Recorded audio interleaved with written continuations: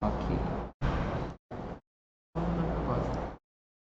Ok, obrigado, Guilherme. Ah, bem melhor, obrigado. Muito obrigado.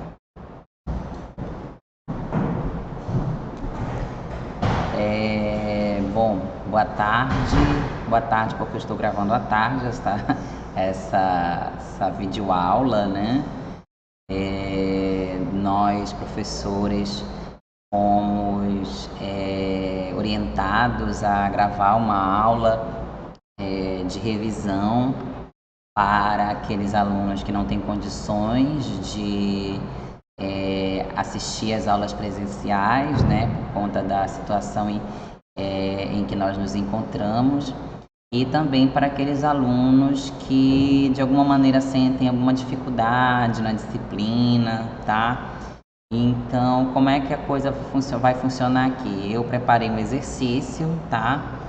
Esse exercício, ele tem uma semelhança muito grande com as questões da prova da A3, né? Relacionado, no caso, aos objetos de conhecimento, no caso, as questões estão relacionadas aos objetos de conhecimento da área de literatura, então tem questões sobre romance e questões sobre romantismo, sobre romantismo e sobre romance, tá? Então é isso, tá? Então eu vou inicialmente ler um poema, tá? Um poema que eu ministrei aula sobre esse poema, então acredito que já seja de conhecimento de todos vocês, tá? Eu trabalhei esse poema numa live, né? Então acredito que vocês vão gostar, né? Ou então quem já viu vai ter a oportunidade de ver de novo, tá bom? Vamos lá. Meus 8 anos, Casimiro de Abreu, né? Oh, que saudades que tenho da aurora da minha vida, da minha infância querida que os anos não trazem mais. Que amor, que sonhos, que flores, naquelas tardes fagueiras à sombra das bananeiras debaixo dos laranjais.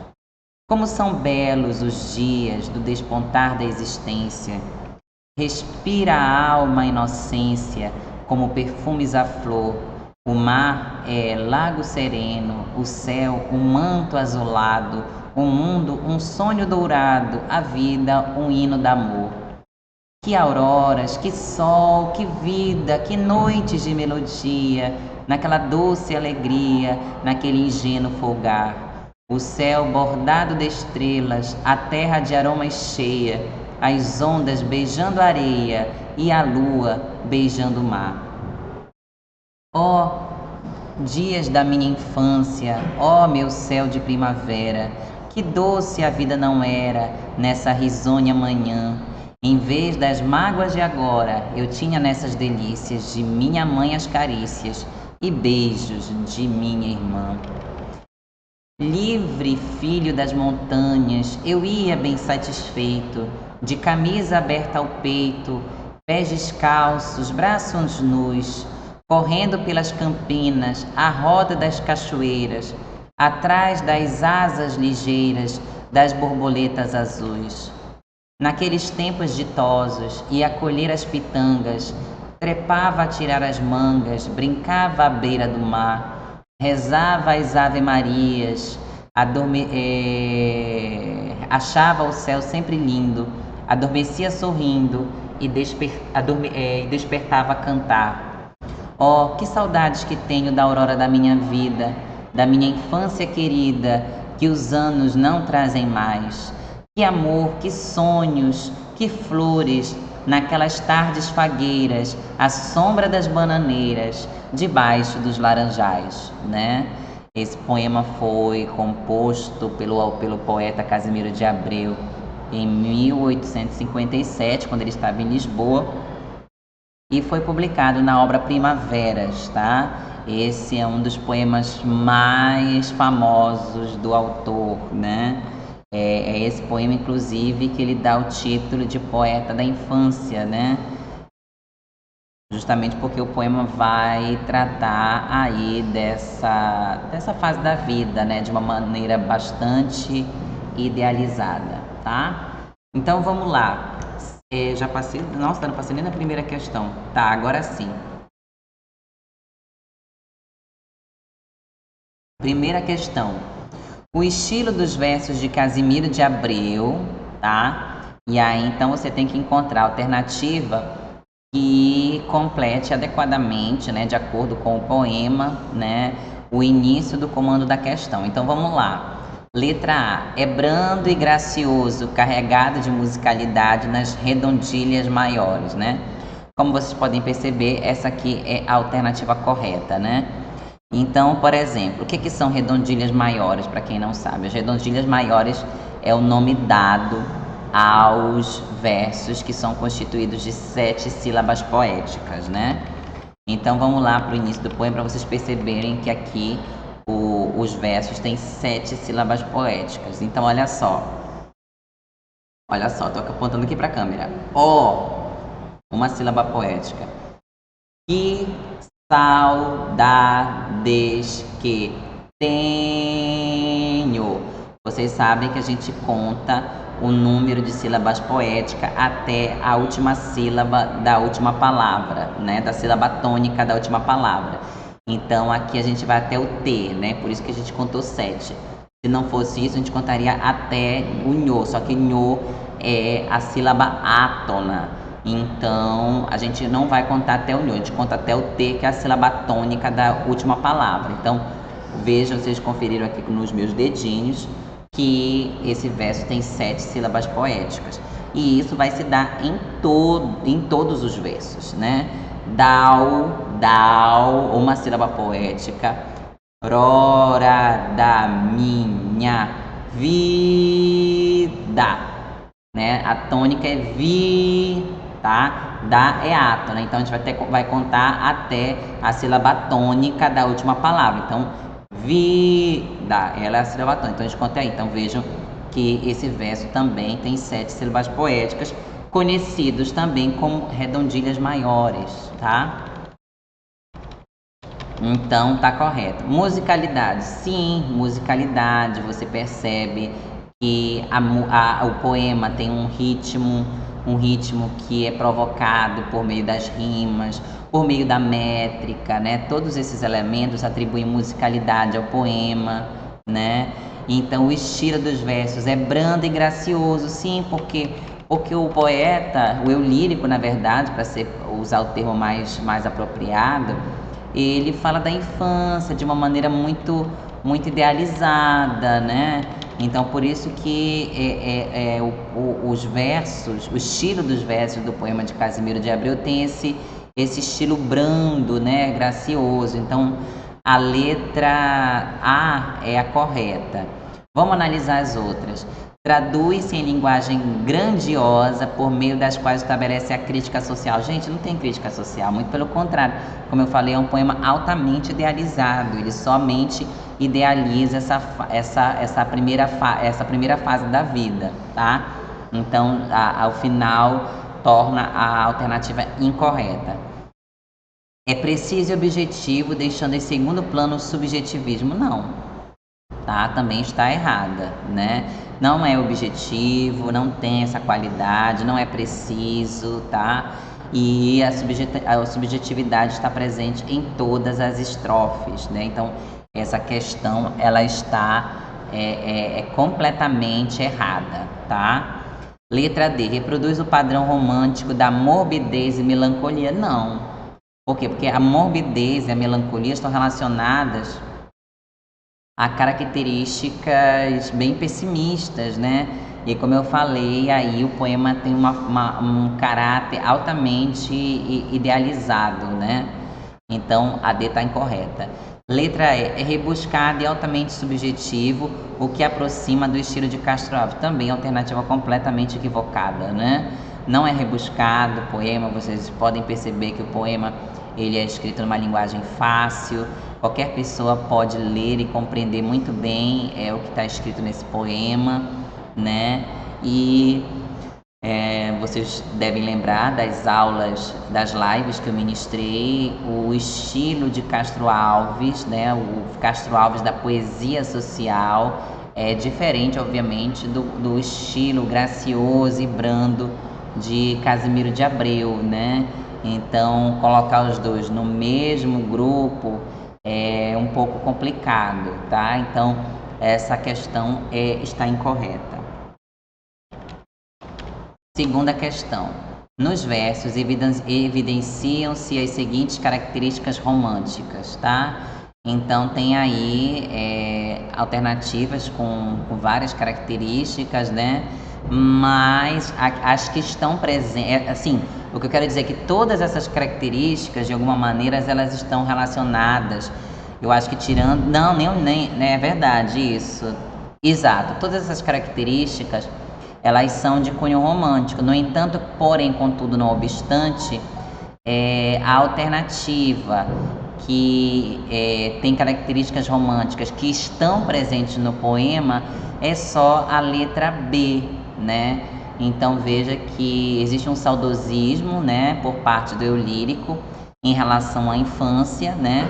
E existe sim um sentimentalismo, né, por trás aí da idealização da primeira fase da vida, né, que é a infância, né? Então, segunda questão, a letra B, ela está correta, somente a letra B, né? Não tem idealização do nacionalismo, né? Condoreirismo também não tem, né? O condoreirismo está relacionado a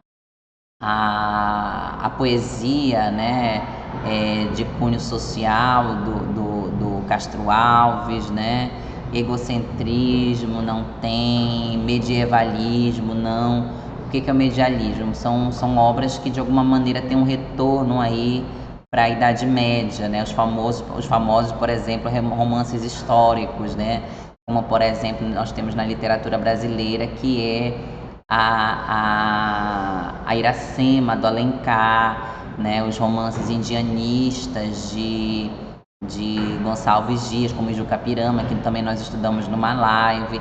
Todas essas obras vão se reportar a um momento histórico no Brasil, que é o momento do nosso, vamos dizer assim, medievalismo, como consta aqui, né? De fato, a história, pelo menos, começa a contar a história do Brasil a partir da chegada dos portugueses, né? Ninguém procura, assim, de alguma maneira, tentar estudar os povos indígenas que aqui existiam antes desse período, né? Então, a ficção, ela, de alguma maneira, tenta reconstruir esse passado medieval que o Brasil teve, né? Então, essa característica, ela não está presente, tá? Eu falei tudo isso, mas essa característica não está presente no poema de Casimiro de Abreu, tá? E byronismo, idealização do amor, né? O byronismo tem a ver com o ultrarromantismo, né? Com aquela poesia de cunho altamente sentimental, né? Em que o eu lírico assim demonstra uma série de sentimentos muito assim à flor da pele, né? Ele fala de amor como se o amor fosse uma dor, né? Causasse assim um incômodo, né? Muito grande, né? Então também isso a gente não vai perceber aí na poesia, nesse poema específico do Casimiro de Abreu, tá? Então a letra correta aí é a letra B. Terceira questão. Sobre o poema de Casimiro de Abreu, é correto afirmar que exalta o índio brasileiro, cuja força, coragem e astúcia são cantadas no longo poema épico. Questão totalmente equivocada, né? Não exalta o índio brasileiro, tá? Muito menos um índio com força, coragem e astúcia. E o poema do Casimiro de Abreu não é épico, tá? É um poema de cunho lírico, tá? Então, questão totalmente equivocada. Critica a violência a que eram submetidos os escravos nas senzalas e nos navios que os traziam da África. Por favor, né? Nem fala, o poema nem fala de escravidão, né? Então, questão totalmente equivocada. Letra C. Exalta a infância Poema Meus 8 Anos, olha só o título do poema, né? A vida familiar, né? Lembra que ele fala que ele quer os beijos da irmã ou da mãe, carícias da mãe ou da irmã, né? Então, sim, existe uma menção aí à vida familiar, né? E a natureza brasileira, né? Num poema repleto de lirismo e afetividade. Sim, né? Porque ele vai, por exemplo, falar de elementos da flora, né? Muito comuns na nossa região, que são bananeiras e laranjais, são frutas típicas, né? Do nosso território nacional, tá? E um poema repleto de lirismo e afetividade, sim, né? Então a letra C está totalmente correta, né? Letra D. Critica a arrogância e o desprezo com que eram tratadas as mulheres na família patriarcal rural brasileira. Não, né? Nem fala, o poema não traz à tona, né, questões relativas à mulher, né? E a letra E exalta o bandeirante paulista, cuja perseverança e coragem teriam ampliado as fronteiras da pátria brasileira, muito menos. Isso nem é tocado, né? É um tema que não é tocado no poema, tá? Então, alternativa correta mesmo, somente a letra C. Passei demais. Perdão. Quarta questão. Essa questão já não é uma questão objetiva, é uma questão discursiva, né? Então vamos lá.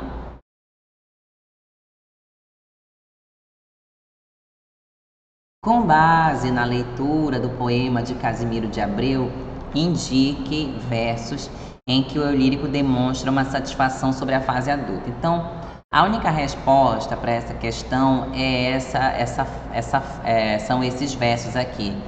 Em vez das mágoas de agora, eu tinha nessas delícias de minha mãe as carícias e beijos de minha irmã. Então vejam só, o eu lírico, ele se apresenta já como uma pessoa adulta, né? É uma pessoa adulta falando com saudade da fase da infância, né? Então, quando ele diz esse agora, o que esse agora tá se referindo? Está se referindo à idade atual dele, que é alguém que tem alguma idade aí dentro da fase adulta, né? Então, em vez das mágoas de agora, né, as mágoas da vida adulta, né, eu tinha nessas delícias, ou seja, nessa época em que eu era, perdão, nessa época em que eu era criança, eu tinha de minhas mães as carícias e beijos de minha irmã, né? Então, são nesses versos apenas que o eu lírico transmite uma insatisfação em relação à fase adulta, tá bom? Então só podem ser esses versos. Quinta questão. Analise as afirmações a seguir sobre a estrutura do poema de Casimiro de Abreu, Meus 8 Anos. Coloque V para as afirmações verdadeiras e F para as falsas, tá? Então vamos lá. O poema é composto por 7 oitavas. O que são 7 oitavas? São estrofes com 8 versos, né? Então vejam lá, né? Nós temos aí 1, 2, 3, 4, 5, 6, 7, 8 versos na primeira estrofe.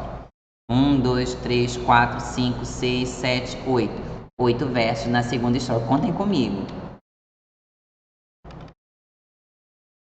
Aí a próxima, 1, 2, 3, 4, 5, 6, 7, 8, também, né? A estrofe que começa, ó dias da minha infância, também, vamos lá, 1, 2, 3, 4, 5, 6, 7, 8 também, né?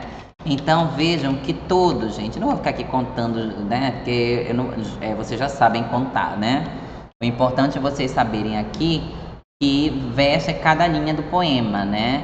E as estrofes são separadas umas das outras por uma linha em branco, né?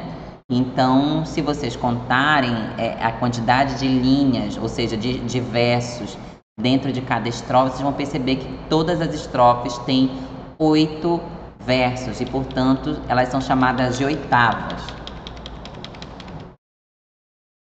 Então, como vocês podem perceber aí, o poema é composto por 7 oitavas, né? Se vocês forem conferir, há 7 estrofes, e essas estrofes têm 8 versos, então nós temos aí o quê? 7 oitavas, tá? Todos os versos são heptassílabos, também conhecidos como redondilhas maiores. Perfeito, foi o que eu falei, né? Na primeira questão, se eu não estou enganado, né? Todos os versos têm redondilhas maiores. Sim, o que significa dizer que todos são heptassílabos, né? Então, a segunda também está corretíssima, né? Todas as estrofes apresentam o mesmo esquema rímico. Perfeito, tá? Vou mostrar para vocês, tá? Olha só aí na primeira estrofe, tá? Vida vai rimar com querida, flores vai rimar com... Ah, não, peraí, que não rima. Flores, fagueiras, bananeiras, laranjais vai rimar com mais, perdão. Os únicos versos que não vão rimar é tenho e flores, tá? Então, repetindo, vida vai rimar com querida, fagueiras vai rimar com bananeiras e mais vai rimar com laranjais. E aí nós vamos ter o primeiro e o quinto verso que não vão rimar. Aí vocês vão perceber na segunda estrofe que esse mesmo esquema rímico vai se manter, né? Então, olha só, vida não rima com querida, nos versos correspondentes à segunda estrofe, existência vai rimar com inocência. Fagueiras não vai rimar com bananeiras, tá? Nos versos correspondentes à segunda estrofe, azulado vai rimar com dourado, mais vai rimar com laranjais. Então, na segunda estrofe, nos mesmos versos correspondentes, vocês vão ver que flor vai vir a rimar com damor, né? E, no caso, no primeiro e quinto versos, que na primeira estrofe não rimam, na segunda, nesses mesmos versos correspondentes, também não vai ter rima, tá? Então vejam que nesse poema inteiro é mantido o mesmo esquema rímico, tá? Então essa alternativa, ela está correta. Os versos do poema são regulares, também conhecidos como isométricos. Está correto, professor? Está. Por quê? Porque se eu digo que todos os versos são heptassílabos, todos, sem nenhuma diferença, então eu posso dizer que esse poema é constituído por versos isométricos. O que são versos isométricos? São versos dentro de um poema que tem o mesmo número de sílabas poéticas, todos, né? Se eu tenho um, já não é mais isométrico, né? Então, a alternativa, essa alternativa que aparece para vocês, ela está correta. O poema apresenta um refrão, também conhecido como estribilho. Perfeito, né? O que é o refrão? São os versos, ou as estrofes, né, que se repetem. Então, olha só, o poema começa assim: oh, que saudades que tenho da aurora da minha vida, da minha infância querida, que os anos não trazem mais. Que amor, que sonhos, que flores, naquelas tardes fagueiras, à sombra das bananeiras, debaixo dos laranjais. Você vê que essa estrofe todinha, ela se repete, né? Lá na última estrofe, oh, que saudade que tenho da aurora da minha vida, né? Então, a gente pode afirmar com isso que o poema tem um refrão, também conhecido como estribilho.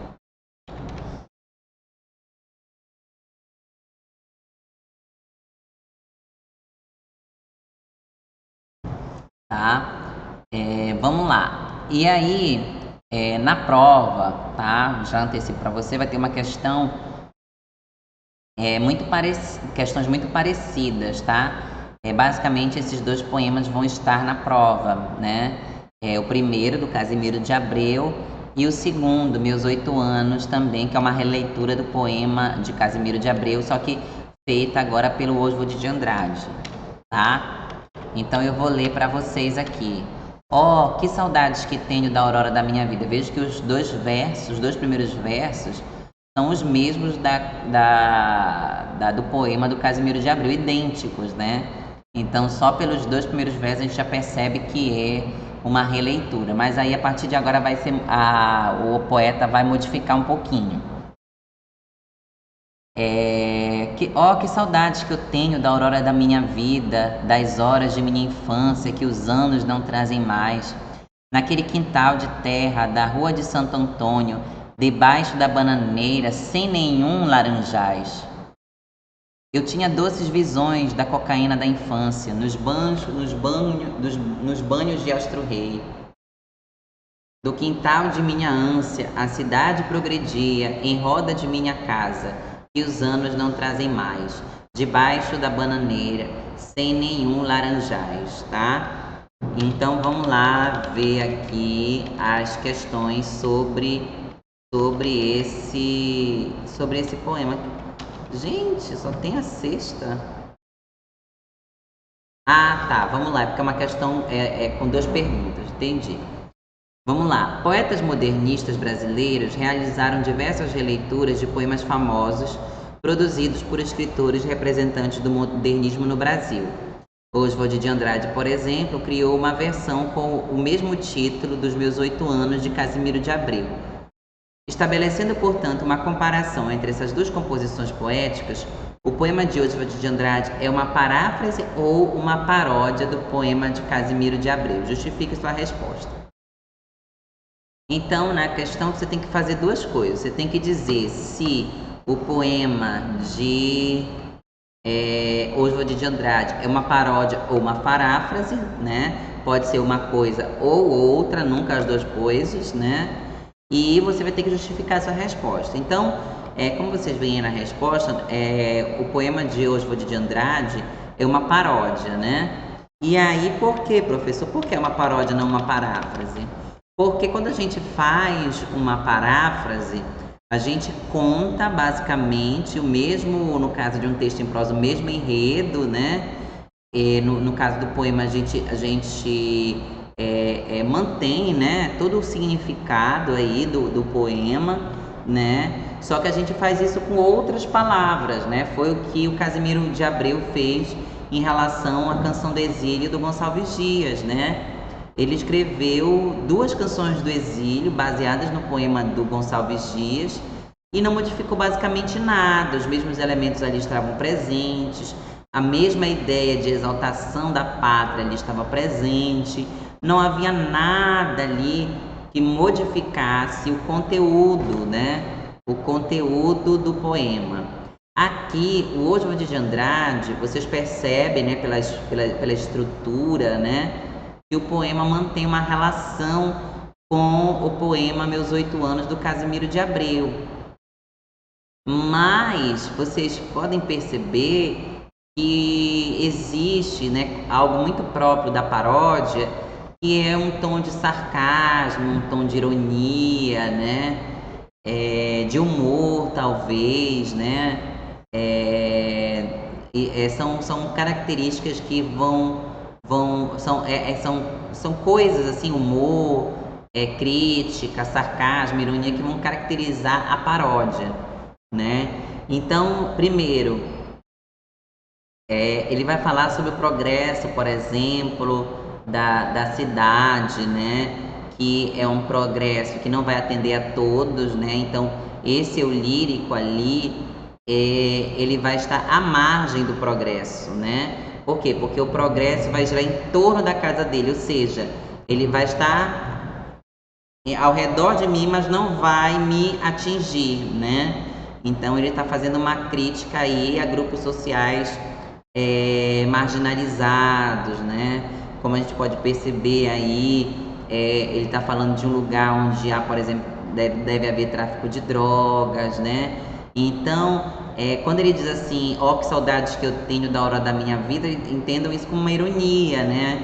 Porque aqui não tem nada depois que vá reforçar esse saudosismo da infância, já que a infância dele foi uma infância cheia de dificuldade, né? Como a gente pode perceber aí nas estrofes seguintes. Então, o poema se caracteriza como uma paródia, tá? Essa é a justificativa.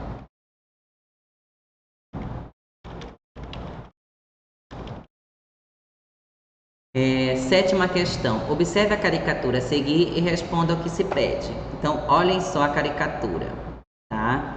Olhem só a caricatura. Eu trabalhei com essa caricatura numa live também, né? Não sei se vocês lembram. Então, olha só, essa live, ela foi feita por alguém que nasceu ali no século XVIII e morreu já no início ainda, a meu ver, no início ainda do século XIX. Então, olha só, presta atenção nessa caricatura.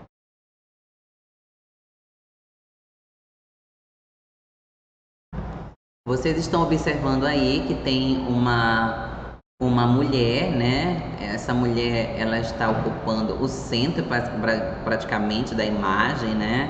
Ela tem ali uma posição de destaque, né? E vejam que ela é uma mulher bonita, né? Para a época, está bem vestida, né? É jovem, né? A gente vê que é uma mulher jovem, né? E aí ela está com um livro na mão, né? E esse livro, com certeza, é um romance, justamente por causa que o romance na época, né, no século, a partir do século XVIII, né, há um estouro do romance na Europa, né?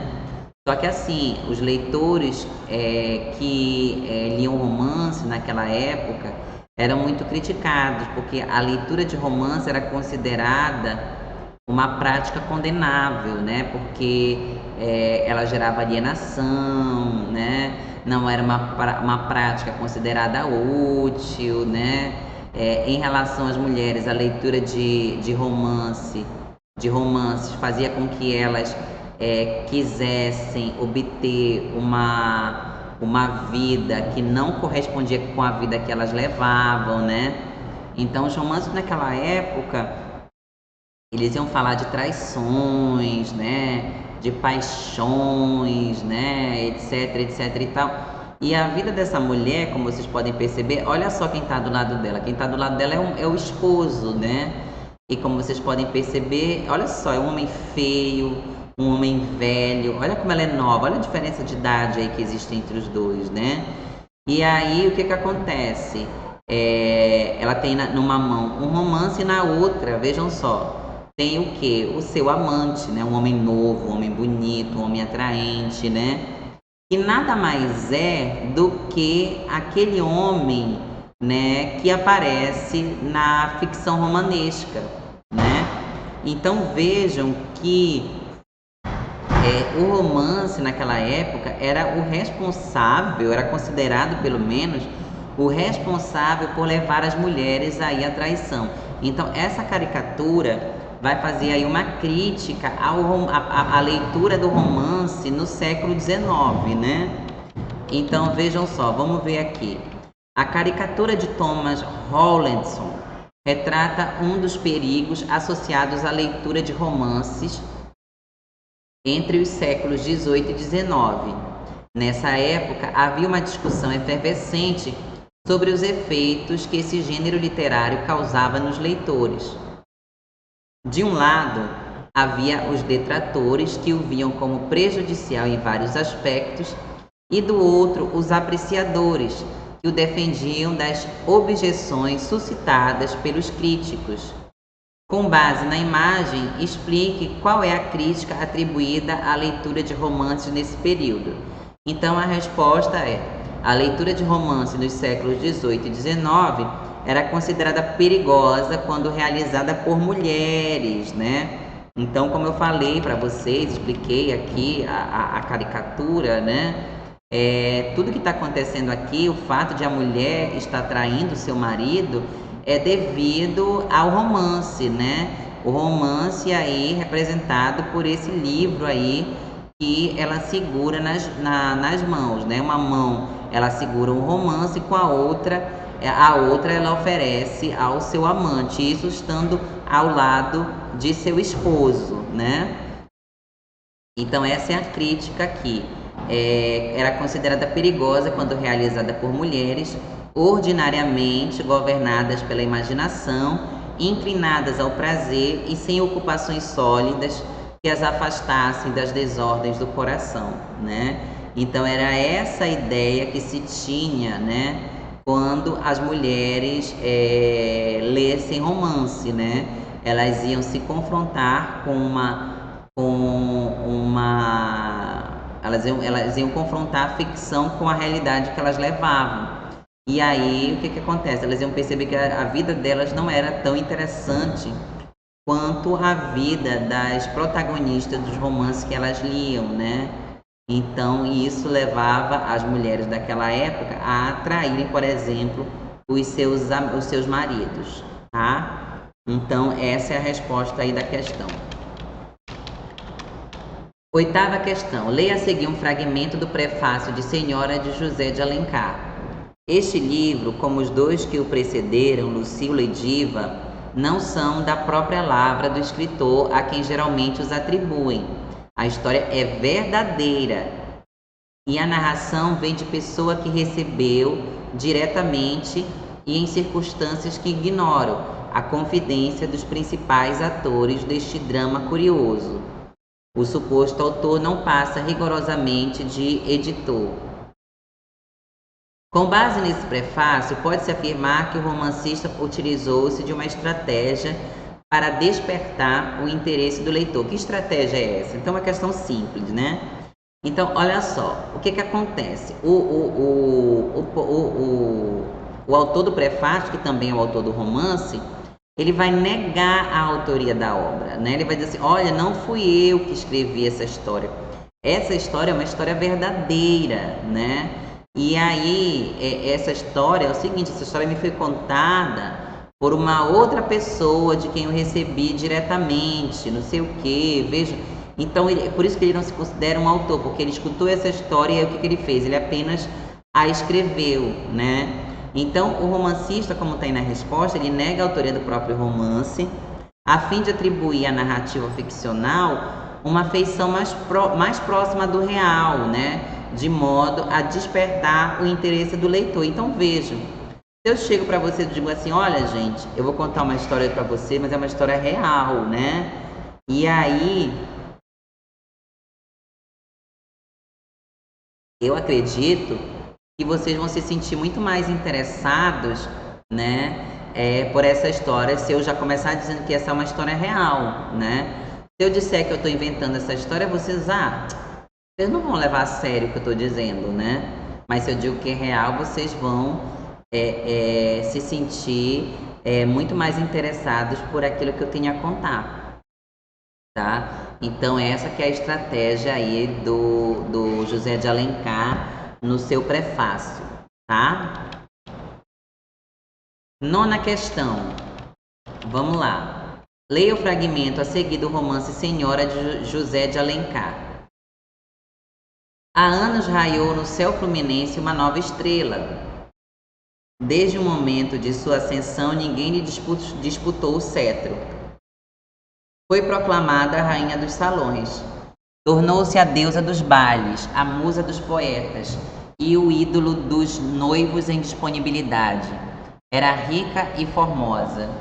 Duas opulências que se realçam como a flor em vaso de alabastro. Dois esplendores que se refletem como o raio de sol no prisma do diamante. Quem não se recorda da Aurélia, que atravessou o firmamento da corte como brilhante meteoro e apagou-se de repente no meio do deslumbramento que produzira o seu fulgor? Então, é um fragmento, como eu falei, é um fragmento que abre o romance, na verdade, né? E aí, olha só a pergunta. Com base na apresentação de Aurélia logo no início da trama, explique de que forma a protagonista foi caracterizada. Então, olha só a resposta. A resposta é a seguinte: a protagonista é caracterizada a partir de uma perspectiva fortemente idealizada, né? Como é típico ali do romantismo, né? Como eu falei, a palavra que vai melhor definir o romantismo não é o romance, né? O sentimento amoroso, não. É a idealização, porque você vai ter sim, durante o romantismo, em determinadas obras, a idealização do sentimentalismo, do amor, a idealização da mulher, né? Mas você também vai ter aí a questão da idealização da infância, a idealização do índio como herói nacional, né? Então, vejam só, nesse caso aqui, É nítido na abertura do poema a intenção do escritor de demonstrar uma figura feminina altamente idealizada. Essa figura feminina é o quê? A protagonista, a nossa Aurélia Camargo, tá? E aí, por quê, né? Pois a personagem em todas as circunstâncias apresenta uma beleza deslumbrante e adorável, né? Não é só nessa cena, mas em outras também, que a Aurélia vai sempre ser descrita como uma mulher bonita, uma mulher atraente, uma mulher que chama a atenção dos homens, né? Então, é por isso que ela é caracterizada a partir de uma perspectiva fortemente idealizada, tá? 10ª questão. Só mais 2 questões e a gente encerra, tá? Com base no romance Senhora de José de Alencar, coloque V para as verdadeiras e F para as falsas. José de Alencar demonstra nesse romance uma preocupação com a demasiada importância que a sociedade burguesa dá ao dinheiro e ressalta como o fator financeiro define o destino das pessoas. Verdadeiro, né? Não tem nem o que comentar aqui. Fernando Seixas começa a história como um homem interesseiro em busca de um vantajoso casamento arranjado. Até aí tudo bem, tá certo. E termina como um homem infeliz, mesmo tendo conseguido aquilo que almejava, um casamento com uma mulher rica que lhe proporcionasse um proeminente dote. Não, esse não é o Fernando Seixas, ele não teve um final infeliz, muito pelo contrário, né? Ele comete um deslize ali no início do romance, né? Como vocês sabem, né? Ele troca o amor de Aurélia por um dote, né? Já que ele era um homem interesseiro, um homem que não conseguiria abdicar da vida na alta sociedade, né? Então ele erra, ele comete esse deslize. Mas depois que ele se casa com a Aurélia, né? E a Aurélia o humilha, né? Ele percebe o grande equívoco que ele cometeu, né? Então, assim, na 3ª e 4ª parte do romance, vocês percebem a intenção do Fernando Seixas em conseguir a quantia que ele devia à Aurélia, né? Em razão do pagamento do dote, né? E aí ele consegue esse dinheiro, ele devolve esse dinheiro à Aurélia. E assim, o que acontece quando ele devolve o dinheiro que ele devia à Aurélia? Ele recupera a sua honra, né? E assim, depois que ele paga esse dinheiro, a Aurélia sente que o Fernando Seixas volta, se torna novamente digno, né? Do seu amor, né? E aí o que acontece? Ela se ajoelha e implora o amor dele, né? E aí eles finalmente vão consumar ali o casamento, né? Então a gente pode dizer que o final do Fernando Seixas foi um final feliz. Então essa alternativa ela está equivocada.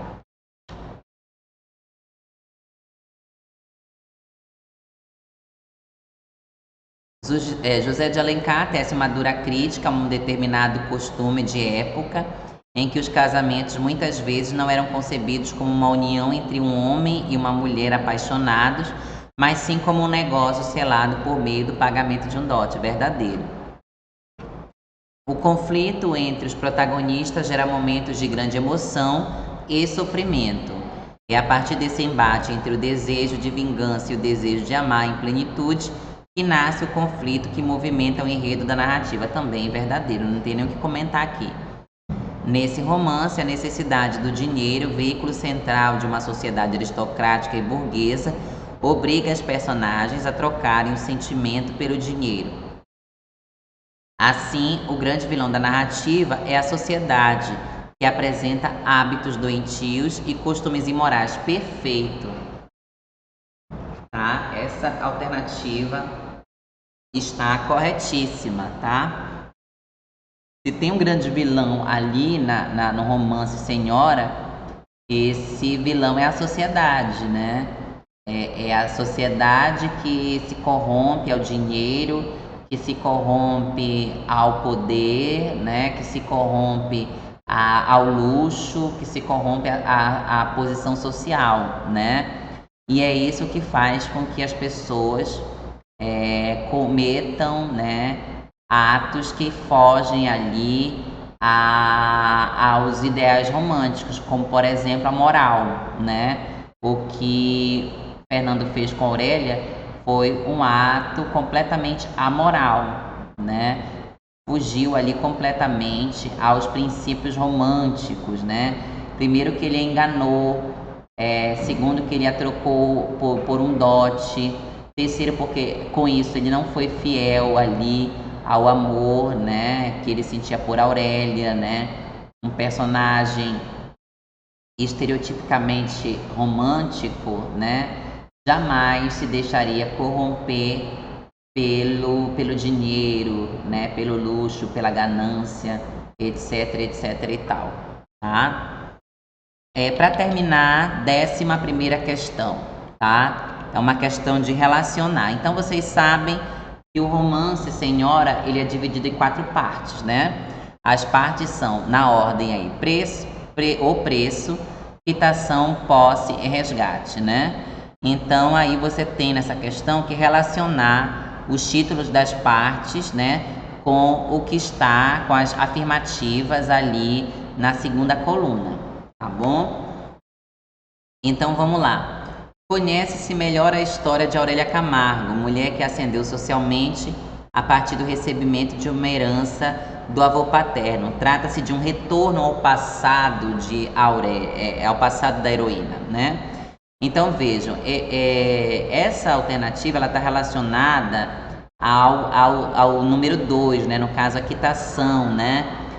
No caso nessa parte o que acontece? Assim, o romance da primeira parte ele se inicia como inicia com a Aurélia como uma mulher já rica, né? Uma mulher ali que frequenta os salões e tal, né? E aí, na segunda parte, vai haver o quê? Vai haver um retorno ao passado de Aurélia. Aí a gente vai descobrir a origem humilde de Aurélia, né? Vai descobrir como foi que ela ascendeu socialmente, que foi por meio de uma herança que ela recebeu do avô. E como Fernando e Aurélia se conheceram, né? E porque em alguma circunstância eles se separaram, né? Então tudo isso vai ser contado nessa segunda parte. Por isso que trata-se de um retorno ao passado da heroína. Então quando se fala isso só pode ser o número 2, né? No caso a quitação. Exibe-se a vida de aparências entre o casal Aurélia Camargo e Fernando Seixas, em meio aos membros da sociedade. Porém, a sós, os dois dormiam em quartos separados e trocavam palavras de acusação cheias de raiva, rancor, ironia e sarcasmo, né? Então isso, gente, vai se dar ali na terceira parte, que é justamente a parte da posse, né? Então vejam, eles se casam, né? Eles se casam Aurélia e Fernando, né? E aí a terceira parte vai justamente tratar dessa rotina do casal, né? Vai mostrar ali a Aurélia e Fernando tentando mostrar a toda a sociedade, os amigos, conhecidos, que eles são um casal feliz, mas a gente sabe que ali, quando os dois estão sozinhos, né? A Aurélia super ressentida, né? Por ter sido largada, ter sido abandonada por Fernando por conta de um dote, né? E o Fernando também se sente humilhado, né? Por Aurélia ter desvelado ali o seu interesse, né? O que ele havia feito, né, para ela, ele se sente humilhado, né? Então ambos têm ressentimentos, assim, existe um ressentimento ali, um em relação ao outro, tá? Então essa alternativa tem a ver com a posse. Terceira, apresenta-se de início a protagonista Aurélia como uma mulher rica e frequentadora dos bailes da alta sociedade, né? Então isso vai acontecer lá na primeira parte, que é a parte do preço, né? O romance já se inicia com a Aurélia chegando nos salões, né? num salão de festa, né? Então, a terceira alternativa tem relação com o preço. Expõe-se a reconciliação entre o par romântico da história após Fernando Seixas conseguir reunir o valor equivalente ao dote recebido e recuperar a honra perdida. Isso acontece, como vocês devem lembrar, no final do romance. Então ele tem a ver com a última parte, né? A última parte é resgate. Então essa aí é a alternativa 4, né? E aí, por fim, explicam-se os motivos pelos quais Aurélia Camargo quis combater a torpeza da sociedade da qual fazia parte e desejava vingar-se de Fernando Seixas, né?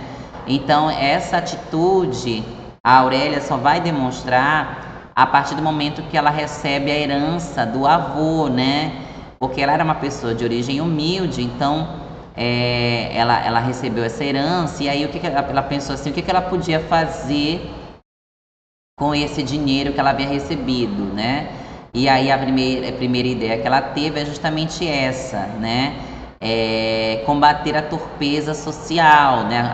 A torpeza daquela sociedade da qual ela tinha asco, né? Ela não gostava ali dos jogos de interesse, das aparências e tal, né? Então, essa foi uma das missões que ela deu para ela mesma, né? Para poder combater aí essa sociedade cheia de vícios, né? Então, isso vai acontecer lá.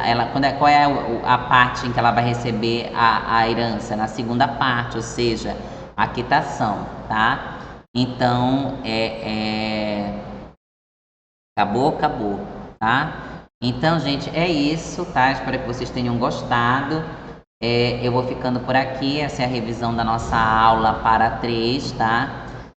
Espero que essa videoaula tire aí as dúvidas de vocês. Qualquer coisa, vocês podem me mandar mensagem no AVA, tá? Muito obrigada, eu vou ficando por aqui.